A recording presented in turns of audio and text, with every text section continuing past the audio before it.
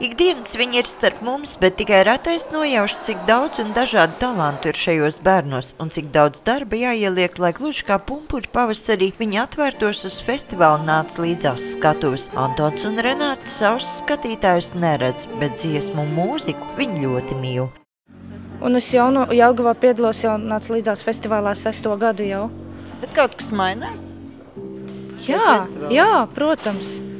Festivālam šogad ir jau 19. sezona, bet reģionos nāc līdzās notiek 9. reizi. Šajā laikā bērni jau kļuvuši par jauniešiem un dažiem pat izdevies iekarot zināmu popularitāti.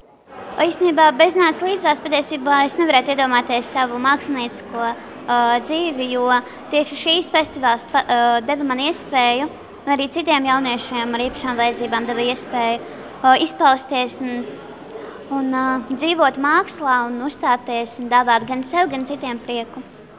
Aizvien daudzveidīgāk kļūst arī paši priekšnesumi. Šogad parādījusies arī kāda jauna tendence – instrumentālā mūzika, bet vai talantīgākiem būs iespēja savu dzīvi saistīt ar mākslu, gan lielā mērā atkarīgs no sabiedrības. Tieši kā jūs sakat, ja viņi ir skolās, ja viņi ir dienas aprūpes centros, bet kādā institūcijā iekšā, kur viņi gūs šo atbalstu darboties un izpausties mākslās dažādās.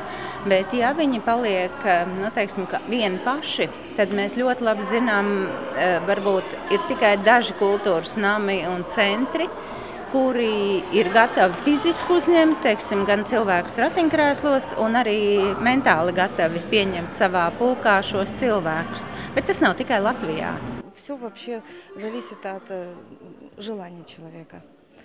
Viss ir atkarīgs no cilvēka vēlmes, vajag lielu darba mīlestību. Es zinu, ka mans dēls cenšas piedalīties visos pasākumos, kur vien ir iespējams. Nesanāk bieži, bet viņš dzied vairākos koros. Получается не часто, но он поет в нескольких хорах, 2 хорах он поет, в ансамблях, в общем, где можно, он старается, стремится петь. Kurš strādā vairāk, mamma vai dēls? Dēls, mamma, protams, palīdz, bet es viņu speciāli nevirzu. Viņš cenšas pats visur nokļūt. Главное, что его желание. Я, в принципе, его не направляю. Он где слышит, он пытается, он стремится сам. Да. Festivālā nāc līdzās Zemgalē piedalījās ap 200 bērnu un jauniešu no 18 skolām un dienas centriem. Labākie 1. aprīlī tiksies lielkoncertā Rīgā. Sandra Leitāne, Andrs Spāns, TV Spektrs.